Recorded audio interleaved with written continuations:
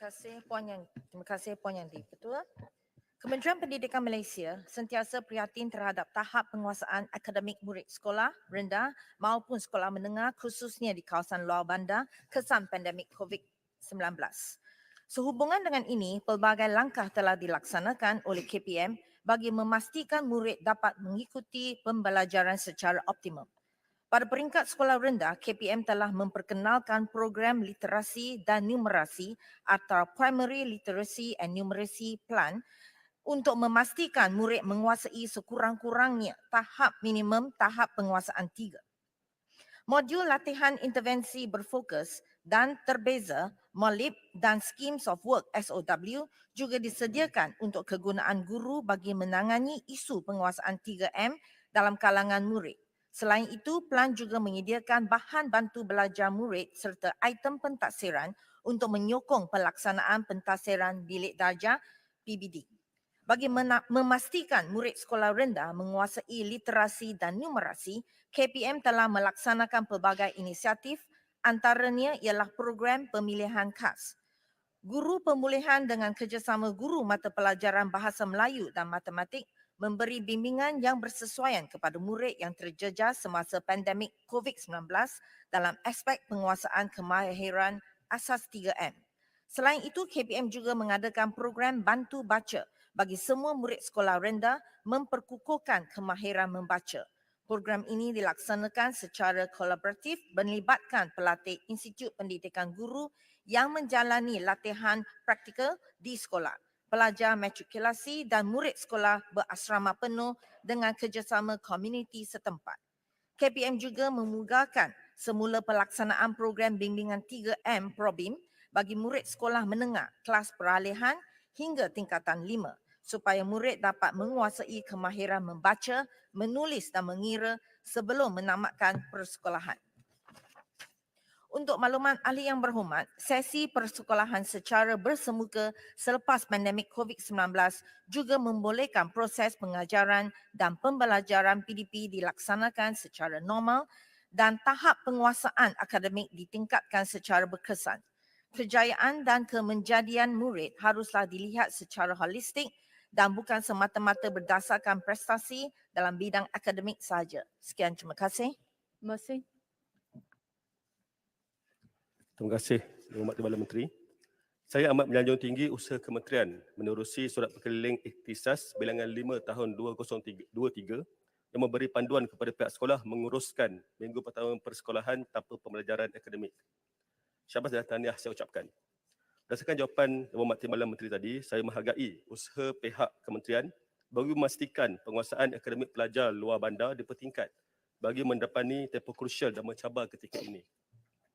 Oleh demikian, soalan saya adalah, pertama, apakah pendekatan yang digunakan oleh kementerian bagi memastikan setiap sekolah menitikberatkan penguasaan 3M secara holistik? Kedua, sejauh mana komitmen KPM untuk memastikan kadar penguasaan murid menerusi kemahiran 3M ini dapat dipertingkat secara tuntas?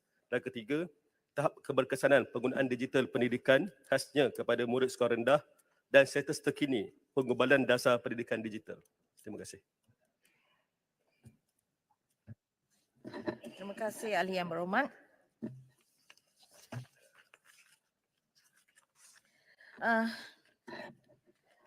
Kami telah melaksanakan pentafsiran bilik darjah di sekolah rendah sejak tahun 2021. Kajian ini atau pelaksanaan ini untuk mengenal pasti status pelaksanaan PDP di sekolah rendah. Kami menerusi PDP di sekolah, guru-guru dia akan mentaksirkan atau bagaimana setiap murid berfungsi atau setiap murid, prestasi setiap murid di bilik darjah. Jadi taksiran adalah diutamakan dalam PDP, itu penafsiran bilik darjah. Okey. Yang kedua tentang penguasaan murid dalam okay. Alright. Satu nanti okay.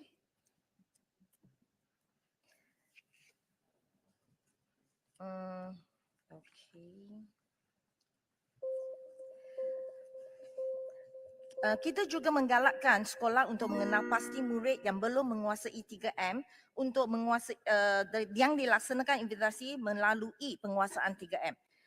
Kita juga akan mengadakan program atau inisiatif khusus, seperti program plan, program yang saya sudah sebutkan tadi, program bantu baca, program bijak BM. Yang kita juga memberi autonomi kepada pihak sekolah merangka dan melaksanakan intervensi mengikuti kesesuaian murid.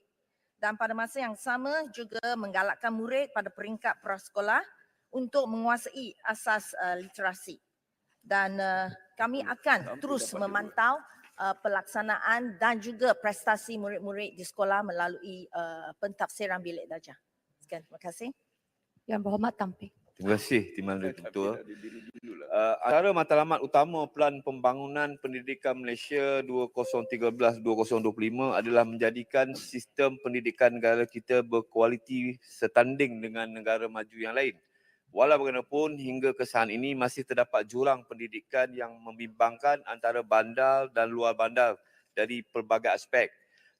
Justru itu saya ingin mengetahui sejauh manakah kejayaan yang telah dicapai sejak 10 tahun lalu menerusi pelan tersebut dan apakah pelan sandaran kementerian untuk memastikan sekolah di luar bandar mempunyai kemudahan pembelajaran yang setara dengan sekolah di bandar dalam tempoh berbaki 2 tahun lagi. Terima kasih Timbalan Ketua.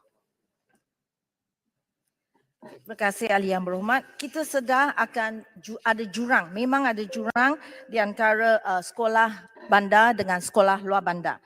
Okey, di sini KPM berkomited akan terus memantau dan memastikan jurang ini dapat dikecilkan dan kita akan pasti guru-guru dan serta pentafsiran dengan pentafsiran bilik darjah dapat mengurangkan jurang ini. Terima kasih. Saya jemput Dato' Muhammad Bhatia bin Wan Cik Black Pulau. Terima kasih Timbalan Yang